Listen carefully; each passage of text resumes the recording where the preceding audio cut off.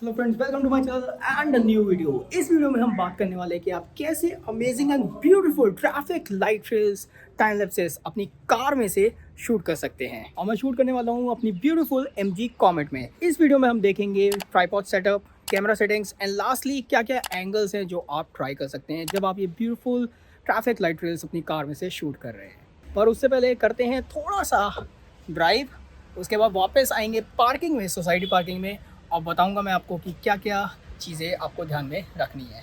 तो चलिए चलते हैं थोड़े से ड्राइव पे।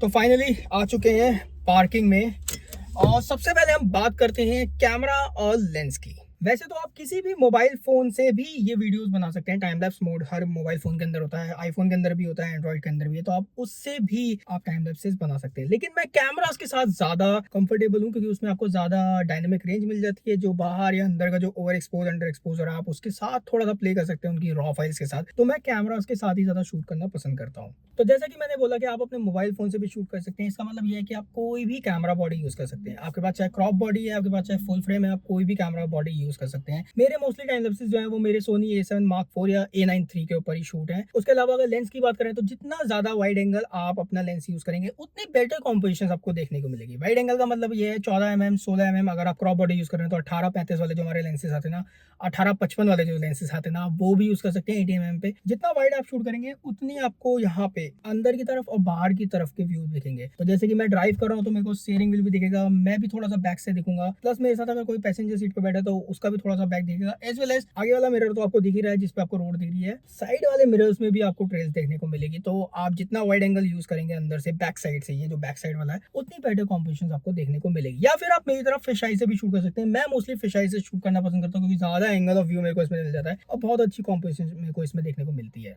तो सबसे पहले आता है rare seat point of view. जैसे कि मेरा कैमरा अभी बैक साइड पे लगा है तो ये रेयर व्यू से आ रहा है, जैसे कि मैंने बोला, जिसमें आपको आगे भी अपनी कार के अंदर की भी चीजें दिख रही होती हैं, आप कैसे ड्राइव कर रहे हो, आपके कंट्रोल्स भी दिख रहे होते हैं, एज वेल एज आपको रोड भी दिख रही होती है और आपको साइड के मिरर से भी चीजें दिख रही होती है। तो ये होता है आपका rear view point of view. जो कि बैक साइड पे कोई बैठ रहा है तो आपका ड्राइवर पॉइंट ऑफ व्यू भी कह सकते हो आप इसको एक तरीके से। तो आप उस तरीके से आप अपने एंगल्स को या अपने टाइम लैप्स को कंपोज करते हैं।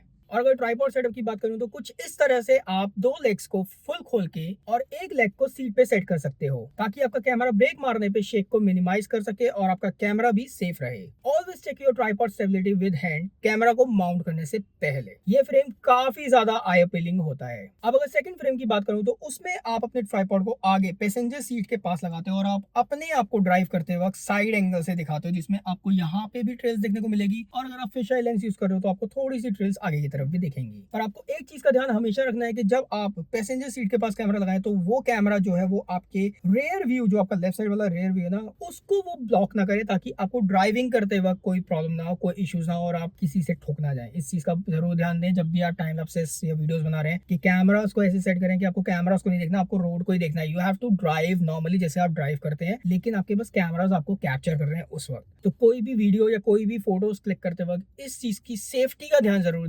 दीजिए क्योंकि आपकी नहीं, रोड पे चल रहे दूसरे लोगों की सेफ्टी का भी इशू आता है। अब अगर बात करें कि आपको पैसेंजर सीट के ऊपर कैसे ट्राइपॉड को सेटअप करना है तो उसके लिए भी आप दो लेग्स को नीचे की तरफ आगे और थर्ड लेग को सीट पे सेट कर सकते हैं ताकि आपका ट्राइपॉड स्टेबल रहे और कैमरा भी सेफ रहे। अब अगर हम थर्ड एंगल की बात करें तो उसके लिए आपको सनरूफ की जरूरत है, जो मेरे MG कॉमेट के अंदर नहीं है। तो अगर आपकी कार के अंदर सनरूफ मिलता है तो आप सनरूफ के बाहर भी अपने कैमरा को लगा सकते हैं, जिससे आपको बोनेट भी दिखेगा, आपको रोड भी दिखेगी, प्लस आपको ये जो जितनी भी डिस्ट्रैक्शन आ रही है जो आपके अंदर वाली है वो नहीं आएगी। आपको डायरेक्टली सिर्फ रोड दिख रही है, रोड पे ट्रेस दिख रही है और आपको अपनी कार दिख रही है। तो उस एंगल से भी, उसमें भी आपको एक ध्यान रखना है कि सक्शन कप होना चाहिए या फिर आप अपने कैमरा को इस तरीके से पकड़ के बैठे कि आपका कैमरा सेफ रहे और all the time be with your camera, क्योंकि सक्शन कप्स इतने स्ट्रॉन्ग नहीं हो सकते और आपका 1, 1.5, 2, 3 लाख का जो इक्विपमेंट है वो बहुत ज्यादा रिस्क पे आ जाता है जब आप बाहर से शूट कर रहे होते हो। तो अब बिल्कुल लास्ट में बात करते हैं कैमरा सेटिंग्स की, क्योंकि सबसे ज्यादा इंपॉर्टेंट वही है।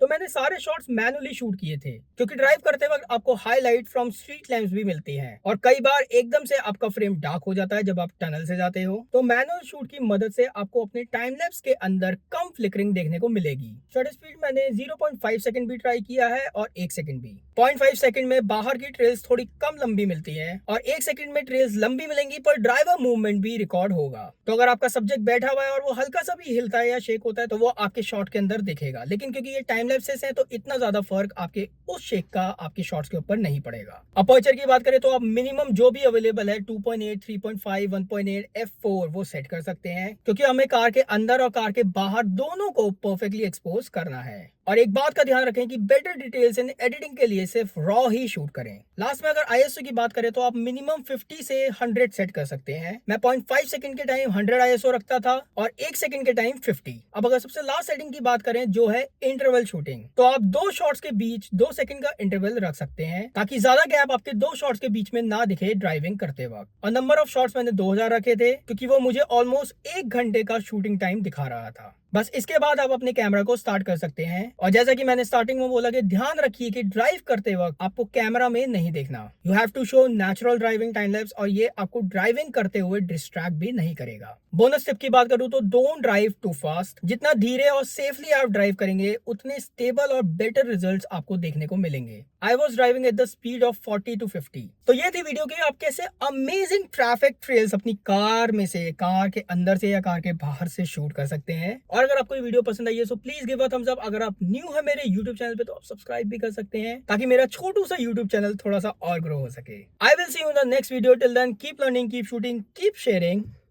Piece and have a safe driving.